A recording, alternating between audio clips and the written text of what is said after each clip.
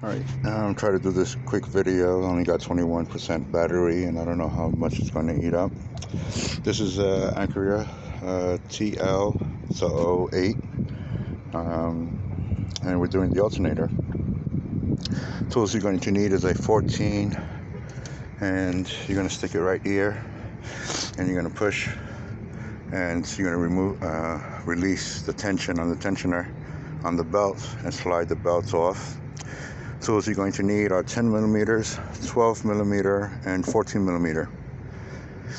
You're going to take off the bracket, which is right here.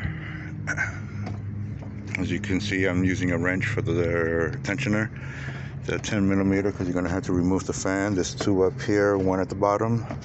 So you're going to have to jack up the vehicle, remove or loosen up the shroud, and stick your hand underneath and remove that 10 millimeter that's sitting right here. And there's no room for you to go from on top.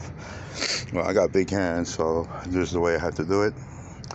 The reason why we're changing the alternator out is because the battery had a short, and for some reason, instead of blowing the fuse, it burned the alternator out.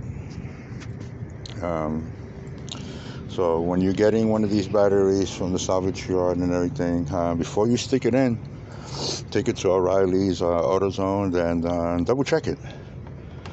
It's for free. It doesn't cost you anything. So just double check your battery before you stick it in, before you're going to have to do an expensive job. And this alternator, anywhere, doesn't matter if it's AutoZone or O'Reilly's, is $299 with lifetime warranty.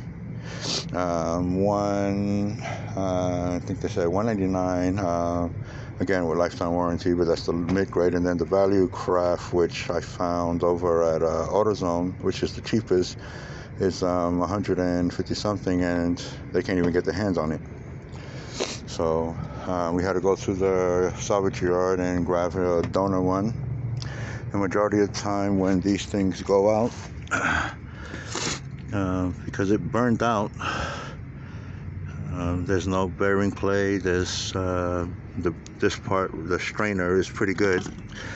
What usually burns out is right here. So if you remove this, there's a brush right here that usually dies, and the voltage regulator, which is connected to right there, usually die, and then there's the capacitor that usually goes out. So if you are smart enough, you just get the back end of this and rebuild everything. But because it's burned out, and I don't know if the bearing burned out and burned everything else out, but you can smell the electrical fire or the electrical burning, and it's been out here for a minute and it still smells like it. So we're just going to change it all out. I'm going to rebuild that one and put it on the shelf, because again, no one has it, and I'd rather have it in stock than not have it at all.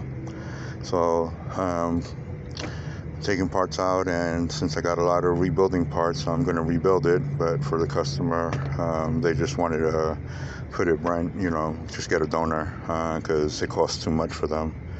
And again, it's just simple. Everything is in reverse. Once you got it out, once you got it loose, I want you to wiggle this way, and then yank up, okay?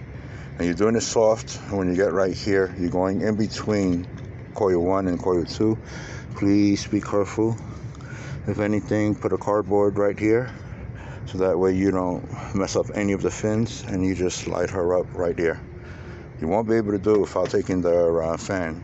So if anyone says, you don't need to remove the fan, they're, full of it. So again, just simple. 10 millimeter, remove the bracket that holds this like this. Up on top, just set it off to the side. You already know about that bracket. 12 millimeter. The bottom one is 14 millimeter, and you should be good. So if you have any questions, leave a comment down below. This is Mike with Pacific Tech. Thank you and enjoy your day.